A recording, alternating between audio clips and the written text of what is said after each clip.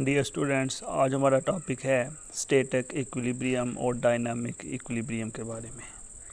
जैसा कि आपको ये स्क्रीन पे क्वेश्चन शो हो रही है, CaCO3 reversible reaction calcium oxide plus carbon dioxide.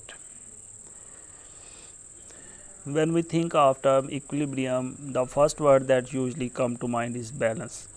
However, the balance may be achieved in variety of ways.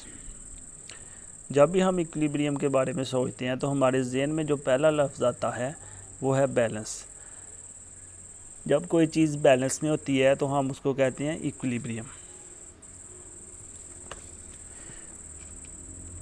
Thus, when the rate of forward reaction is the same as the rate of reverse reaction.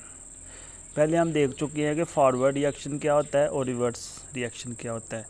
Forward reaction left से right तरफ जाता है और reactant product में convert होता है, जबकि reverse reaction जैसा कि नाम से ज़ाहिर है रिवर्स अपोजिट डायरेक्शन में ट्रैवल करता है, from right to left. When the rate of forward reaction is the same as the rate of reverse reaction, the composition of the reaction mixture remains constant. It is called chemical equilibrium state. At equilibrium state, there are two possibilities. Number one, when reaction ceases to proceed, it is called static equilibrium. This happens mostly in physical phenomena. For example, a building remains standing rather than falling down because all the forces acting on it are balanced. Static equilibrium का मतलब है कि ये reaction रुक जाता है। ये आमतौर पे फिज़िकल फिनोमिना में होता है। फिज़िकल फिनोमिना का मतलब ऐसी चीज़ें जिनको हम देख सकते हैं। मिसाल के तौर पे एक बिल्डिंग है तो बिल्डिंग अपनी जगह पे कायम रहती है, तो ये स्टैटिक इक्विलिब्रियम की वजह से अपनी जगह पे मौजूद रहती है। इसका मतलब है कि राइट साइड फोर्सेस इक्वल हो जाती हैं लेफ़्ट साइड फोर्सेस के, अपवर्ड फोर्सेस इक्वल हो जाती हैं डाउनवर्ड फोर्सेस की।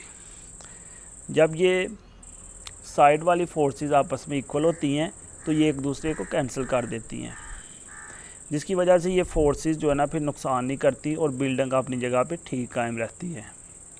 This is an example of static equilibrium. Next हम देखते हैं डायनामिक इक्विलिब्रियम क्या स्टेट है। दोनों सेम है, बस इसकी मूवमेंट का डिफरेंस है बस यहाँ पे। When reaction does not stop, यहाँ पे स्टूडेंट्स जो बात नोट करने वाली है वो ये है कि डायनामिक इक्विलिब्रियम में स्टेट में रिएक्शन डज नॉट स्टॉप, और स्टैटिक में when reaction ceases to proceed, आगे रिएक्शन नहीं चलता, रुक जाता है, लेकिन दोनों फॉरवर्ड और रिवर्स रिएक्शन आपस में इक्वल होते हैं। When reaction does not stop, only the rate of forward and reverse reaction become equal to each other but take place in opposite direction. This is called dynamic equilibrium state. Dynamic means reaction is still continuing.